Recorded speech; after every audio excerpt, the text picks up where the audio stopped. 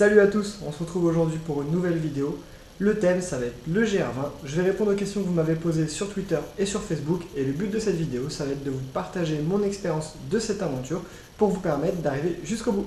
On attaque tout de suite avec la première question et c'est Gaëtan qui me demande comment as-tu l'idée de partir faire cette aventure et comment as-tu connu tes compagnons de route? L'idée de faire cette aventure, elle n'est pas que de moi, elle vient aussi d'un autre youtubeur qui s'appelle Laurent Cassia avec qui je m'entends très bien.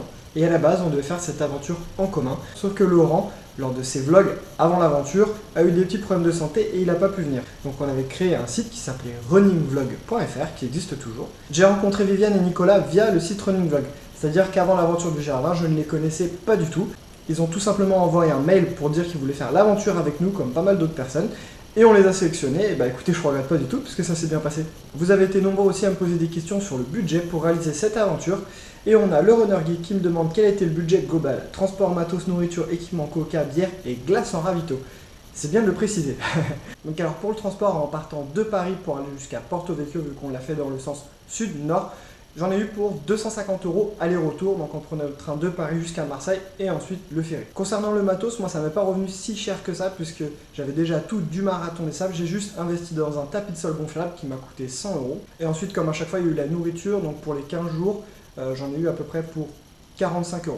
Bien sûr, si vous avez zéro matériel comme Viviane, il va falloir investir un petit peu et ça va vous coûter à peu près 300 € selon ce que vous prenez comme matériel. Bien sûr, vous pouvez en avoir pour un petit peu moins cher, il suffit d'emprunter autour de vous. Ça sert à rien de spécialement investir à chaque fois, essayez d'être débrouillard pour que ça vous coûte le moins cher possible. Ensuite, en coca, bière, glace, je ne sais pas trop combien on a dépensé dans tout ce qui est refuge pour les ravitaillements. Je pense qu'on a dépensé plus de 100-150 € chacun à peu près, on s'est vraiment fait plaisir, il faut savoir que tous les soirs on s'achetait quelque chose. Là-dessus on s'est vraiment mis aucune restriction vu qu'on faisait aucun repas dans les refuges et aucune nuit quasiment dans les refuges, on s'est dit on se fait plaisir au moins là-dessus. Donc en gros nous notre budget ça a été à peu près 500 € je dirais vraiment pour l'aventure, que ce soit trajet, le complément de matériel qu'on pouvait avoir besoin et tout ce qu'on a dépensé là-bas.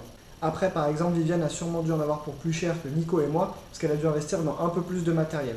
Mais après, le coût total, il peut vraiment varier. Si par exemple, vous dormez et vous mangez en refuge, ça vous coûtera bien plus cher que d'investir dans une tente et d'acheter du lyophilisé. Maintenant, l'avantage de dormir en refuge et d'y manger, c'est que vous portez rien du tout, et du coup, ça sera un peu plus simple de faire le GR20. Ensuite, il y a Doust qui nous demande pour combien tu en as eu pour l'aventure et est-ce que tu ferais les choses différemment si tu devais le refaire. Donc je te laisse te reporter à la réponse juste avant. Si je devais le refaire, est-ce que je ferais quelque chose différemment? Ouais, je pense que j'essaierais de le faire en un meilleur chrono, mais dans les mêmes conditions, donc c'est-à-dire garder le même sac que j'avais à peu près, mais essayer d'aller plus vite. Nous, sur notre aventure, là, on a vraiment trouvé un bon compromis entre le temps qu'on a mis, c'est-à-dire 11 jours, un temps très satisfaisant, je suis très content de faire ça.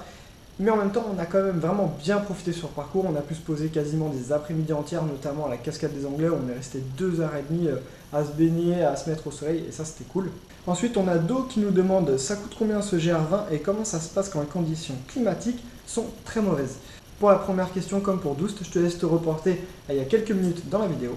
Quand les conditions climatiques elles sont très mauvaises, il y a deux cas de figure. C'est soit vous êtes sur le parcours, et vous essayez de vous réfugier si vous pouvez sous une roche ou quelque chose comme ça, histoire de vous abriter si ça ne dure pas trop longtemps. Sinon, vous allez être dans tous les cas obligé d'avancer, donc il faut avoir tout ce qui est protection de pluie, protection pour le sac, pour protéger vos affaires. Et si vous êtes en refuge, soit vous savez que vous allez perdre du temps et peut-être même une journée ou 2 journées à passer dans le refuge à rien faire parce que les conditions sont trop mauvaises, soit vous tentez le tout pour le tout et vous y allez. Très sincèrement, sous la pluie, il y a certaines étapes qui sont largement faisables et il y en a d'autres franchement qui sont très risquées. Avec la pluie, la roche elle glisse vraiment beaucoup et ça peut être très dangereux même s'il y a des câbles pour vous tenir, ce genre de choses. Et franchement, je suis content qu'il ait fait beau et qu'on n'ait pas eu trop de pluie parce que j'aurais pas aimé savoir comment ça serait passé s'il avait beaucoup plu. Si vous voulez avancer coûte que coûte, sachez que vous allez perdre beaucoup de temps parce que vous allez avancer moins vite, c'est normal, il faut être prudent. Et surtout, ayez du bon matériel pour vous protéger de la pluie. Parce qu'il n'y aura rien de plus désagréable que d'arriver au refuge après vous être pris 5 heures de pluie et de sortir votre sac de couchage et qu'il soit tout mouillé. On passe à la question philosophique qui nous vient de Fab, qui demande comment vous faisiez pour vos gros besoins au milieu de la nature. Je trouve pas ça joli, des petits pécuros partout. Pour ceux qui ont fait le GR20, la question ne se pose pas très longtemps, ça sera dans la nature et en effet, on va semer des petits papiers roses un peu partout. D'ailleurs, quand vous vous trompez de chemin, il n'est pas rare de s'en apercevoir parce que justement, vous arrivez dans un coin de petits pécuros. Alors justement, pour que ça se voit un petit peu moins, les gens ont pris l'habitude de poser un caillou dessus, comme ça cache un peu la chose. Voilà, de toute façon, il faut ce qu'il faut, c'est comme ça, c'est la nature. Quand vous avez 8 heures de marche entre deux refuges et que vous avez envie, vous avez surtout pas le choix. Encore une question de Fab qui nous demande: lorsque vous dormiez, personne ne vous a réveillé avec des frontales, des marcheurs nocturnes? Alors non, ça ne nous est jamais arrivé d'être réveillé par des marcheurs nocturnes, pourtant on a très souvent dormi pas loin du parcours du GR20. Je pense que ça s'explique tout simplement par le fait que si vous marchez de nuit, c'est que vous avez vraiment envie de faire un chrono. Je pense pas que tant de gens viennent faire le GR20 pour faire un si bon chrono. En plus, la nuit, c'est vraiment particulier de marcher à la frontale avec les roches, tout ça. Il y a vraiment moyen de se blesser, donc il faut vraiment réfléchir avant de prendre ce genre de décision. D'ailleurs, ça va me permettre de vous parler un petit peu du bivouac à la sauvage, puisqu'on a fait ça sur quasiment l'intégralité du parcours, à part les 3 premiers jours. Alors sachez que bivouaquer à la sauvage, ça s'improvise pas trop. Moi, je connaissais pas. Heureusement, on avait Nicolas dans l'équipe qui lui était bien calé là-dessus. Du coup, c'est lui qui à chaque fois nous a orienté sur où se placer. Même si c'est vrai qu'au GR20, on croise très souvent des endroits qui ont été délimités par des gens et on peut y bivouaquer très facilement. Maintenant, il y a quand même des précautions à prendre. Il va falloir faire très attention au vent, parce que le vent, c'est un paramètre qui va vraiment vous donner froid pendant la nuit. Faites attention aussi, le GR20, c'est très montagneux, il peut y avoir des chutes de pierre, donc il va falloir vous protéger de ça aussi. De toute façon, le truc qui est sûr, c'est que pour bivouaquer à la sauvage, le point clé, c'est l'emplacement. Pendant les vidéos, on en a un petit peu parlé, mais l'avantage de bivouaquer, c'est la sensation de liberté, et je peux vous jurer que c'est vraiment super bien. Après les refuges, là où tout le monde s'arrête vers 18 h, vous allez pouvoir continuer 1 ou 2 heures selon vos envies. Et quand vous le désirez, vous vous arrêtez, vous passez votre nuit et ça c'est vraiment très agréable. Le fait d'avancer après un refuge, on a l'impression que c'est que du bonus, on avance super léger, on n'est pas dépendant d'un point de marque sur la carte, on n'est pas obligé de se dire allez vite, il faut absolument qu'on arrive, on est en retard, etc. Là c'est on avance au feeling, vous voulez vous arrêter avant le refuge, vous vous arrêtez, vous avez passé le refuge, vous avez envie de continuer, vous continuez. Et ça, c'est vraiment cool. Un autre avantage à ne pas dormir en refuge, c'est que si vous êtes comme nous sans tente, voire même avec une tente, les refuges sont souvent très haut en altitude et il y a beaucoup de vent. Donc le fait de quitter les refuges et de descendre plus bas, vous allez gagner en température et il y a souvent un peu moins de vent. Et ça va vous permettre de passer des meilleures nuits. Le dernier avantage, ça va être de tomber sur des endroits vraiment magnifiques, des fois complètement inattendus. Pas très loin du parcours, mais normalement vous seriez passé en marchant sans les voir. Comme par exemple à la fin d'une étape, on était tombé sur une vasque d'eau, on avait pu se baigner, se laver. C'était vraiment très agréable, on était tout seul au milieu d'un décor magnifique. Ça c'est vraiment un moment unique. Maintenant il y a des désavantages bien sûr, c'est que si vous choisissez mal votre endroit, vous allez passer une très mauvaise nuit. En montagne, attention, il peut faire très froid, il y a le vent, il peut y avoir la pluie. Si vous n'avez pas de tente, tout ça, ça peut vite vous faire passer une très mauvaise nuit et vous faire passer un très mauvais GR20. L'avantage du refuge, vous ne prenez pas la tête, vous arrivez, posez vos affaires et voilà, votre soirée est établie. Vous avez accès aux douches, aux toilettes, au gaz et ça c'est quand même vraiment pas mal. Maintenant le désavantage, ça peut être le bruit parce que les gens qui ronflent, si vous dormez à l'intérieur, vous êtes très serré avec les autres, il n'y a pas trop d'intimité, il peut y avoir beaucoup de bruit, des gens qui restent réveillés tard et ça peut vite devenir embêtant. Et puis le dernier point, c'est que fatalement c'est payant. D'ailleurs pour les prix, si vous venez avec votre tente, ça vous coûtera en moyenne 7 €. Si vous louez la tente, ça vous coûtera 11 €. Et si vous dormez à l'intérieur du refuge, ça varie à peu près une quinzaine d'euros. Allez, maintenant on passe au matériel. Et Lyon nous demande quel matos regrettes-tu d'avoir pris et à l'inverse, qu'est-ce qui aurait pu te manquer? Je regrette pas le matériel que j'ai pris, je pense que dans l'ensemble ça s'est plutôt bien passé. Ah si, un matériel que je regrette d'avoir pris, c'est mon Nesbit. Je pensais que j'allais m'en servir pour chauffer mes plats et au final Nicolas a ramené ses bouteilles de gaz qui ont été juste super pratiques. Du coup je me suis tapé à porter de Nesbit tout le long du parcours pour rien du tout. Alors à l'inverse, qu'est-ce qui aurait pu me manquer? Écoutez, les bâtons, c'est vraiment un truc qui aurait pu me manquer, je pense que Nico et Viviane peuvent confirmer, c'est vraiment super pratique. Et ce qui m'a manqué, c'est du matériel pour la nuit, donc ça aurait été bien une veste technique et puis pourquoi pas un cuissard, ça m'aurait permis d'avoir quand même vachement plus chaud, ça serait rentré dans mon sac en plus. Donc ça c'était vraiment dommage parce que j'ai passé quelques nuits un petit peu fraîches. Et justement ça nous amène à la question de Fab qui demande combien de bonbonnes de gaz avez-vous utilisé?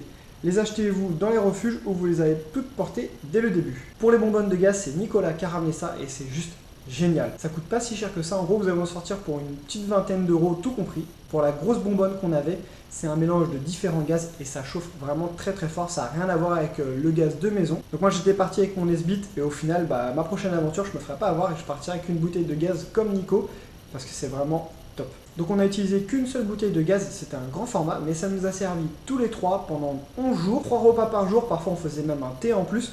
Donc franchement la capacité c'est juste vraiment énorme. Nicolas avait acheté sa bouteille de gaz avant le départ et il en a racheté une à Vitzavon, un tout petit modèle, au cas où on s'était dit on prend une petite bouteille en plus si on avait besoin. Donc si jamais vous mangez en refuge, la question se pose même pas, vous n'allez pas avoir besoin de réchauffer vos repas.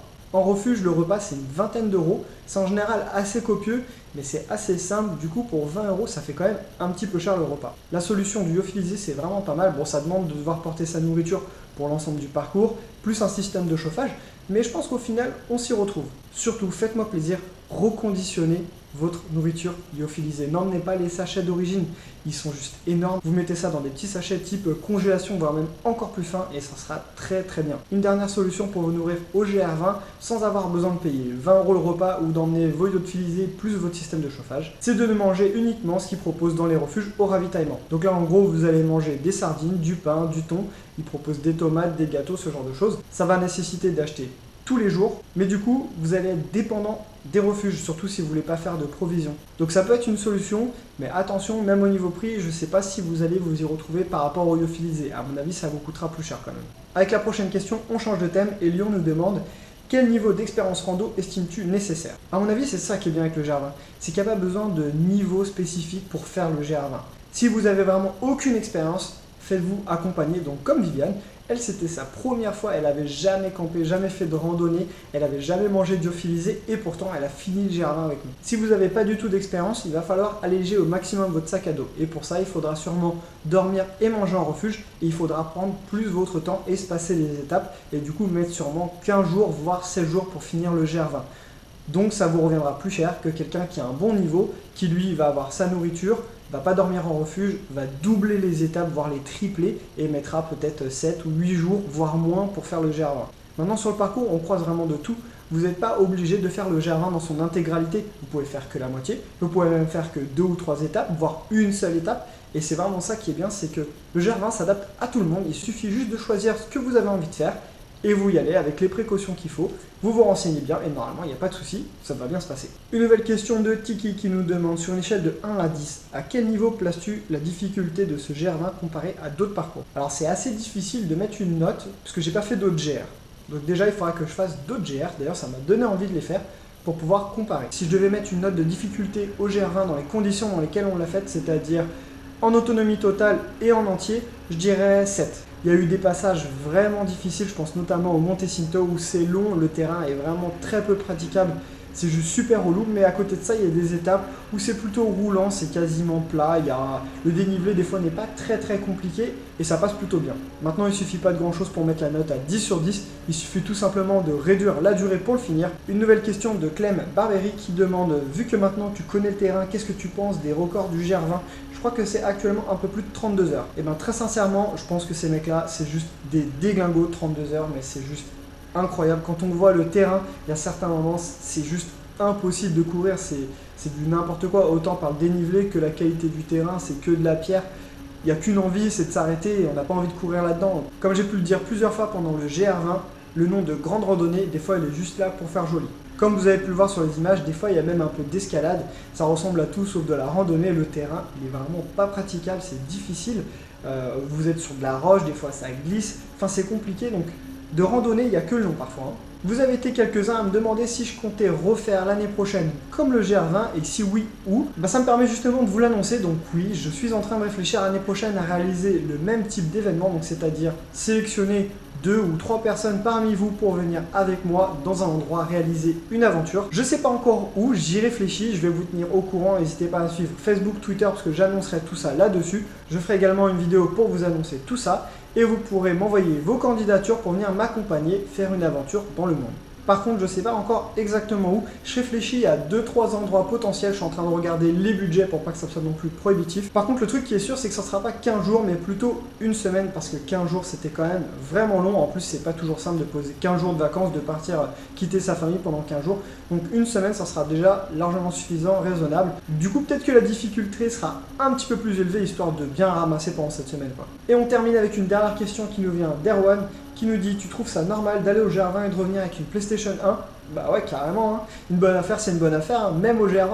Donc voilà, grâce à vos questions, je pense qu'on a abordé quasiment tous les thèmes pour réaliser ce GR20, à savoir le logement, la nourriture, la difficulté, le parcours. Si malgré tout il vous reste des questions, des interrogations, n'hésitez pas à les mettre en commentaire, j'y répondrai bien évidemment. Je vous remercie également pour toutes vos questions sur Facebook et sur Twitter. Merci également encore une fois d'avoir été aussi nombreux à suivre le vlog, à avoir commenté et partagé les vidéos, c'était vraiment super, vous êtes au top. Si le vlog du GR20 vous a plu et que vous avez envie de passer de l'autre côté de la caméra et m'accompagner, on se retrouve dans quelques mois pour l'annonce du projet 2016. Dans quelques jours, je vais participer à mon premier 100 km, donc n'hésitez pas à vous abonner poursuivre cette aventure. Je vous remercie également d'avoir regardé cette vidéo, j'espère qu'elle vous a appris plein de choses et qu'elle a répondu à vos interrogations. On se retrouve à très bientôt pour une prochaine vidéo. Bisous les amis, ciao!